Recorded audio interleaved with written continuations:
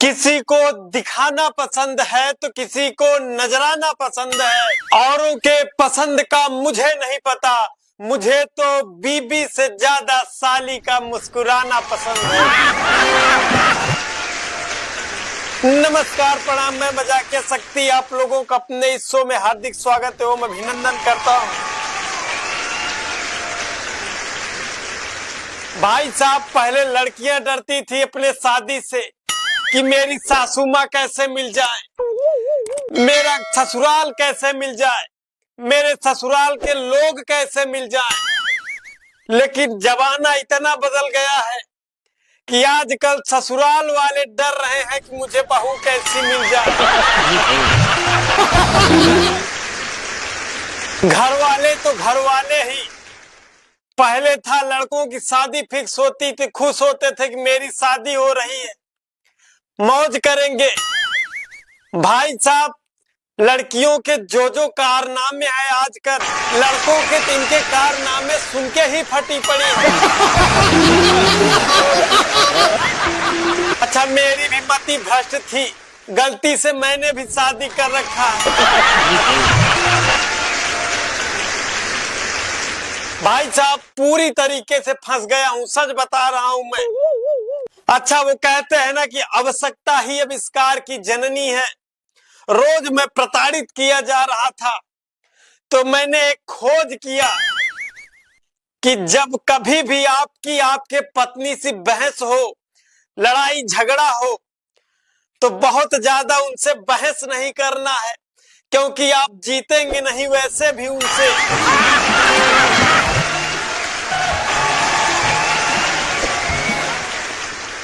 तो जैसे ही बहस हो, तुरंत आप अपना जूता निकालिए और अपने पैर में डाल के ससुराल चले जाइए।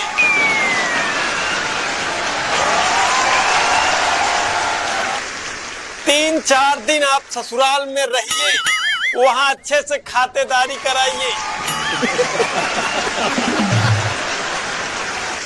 और उसके बाद लौट के आइए तो ससुराल की तारीफ अपने पत्नी से कर दीजिए।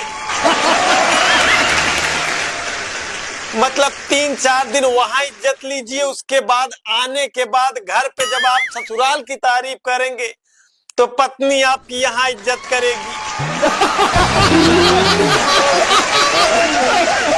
और जब मैंने जूता उतारने की बात की थी तो कुछ लोगों के मन में कुछ और ही चलने लगा था। भाई साहब, जो सोच रहे थे ना, वो तो कभी नहीं कर सकते,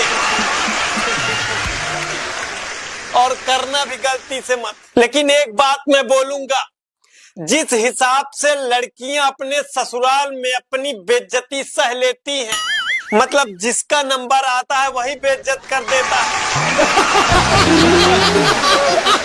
उसके बाद भी अपने ससुराल में रह लेती हैं।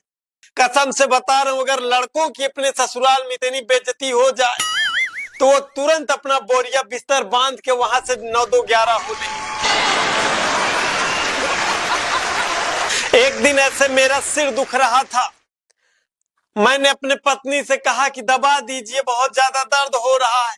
वो दबाने लगी मेरा सिर, कुछ देर दबाई, उसके बाद कह रही है कि ये बताइए, जब मैं नहीं आई थी तब आपका सिर कौन दबाता था? मैंने कहा कि तब दर्द ही कहाँ होता था, जब से आई हो तभी से तो दर्द होना शुरू हुआ।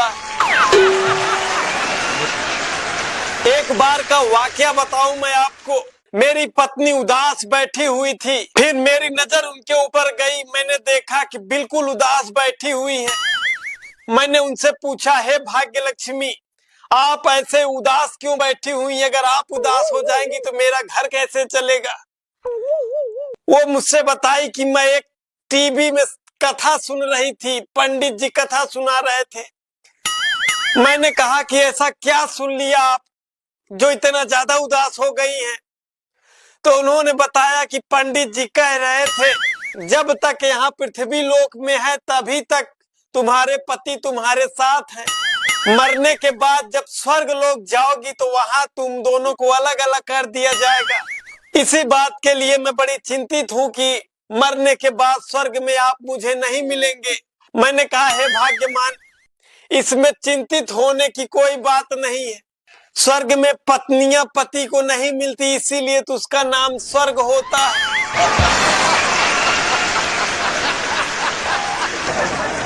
नहीं तो पता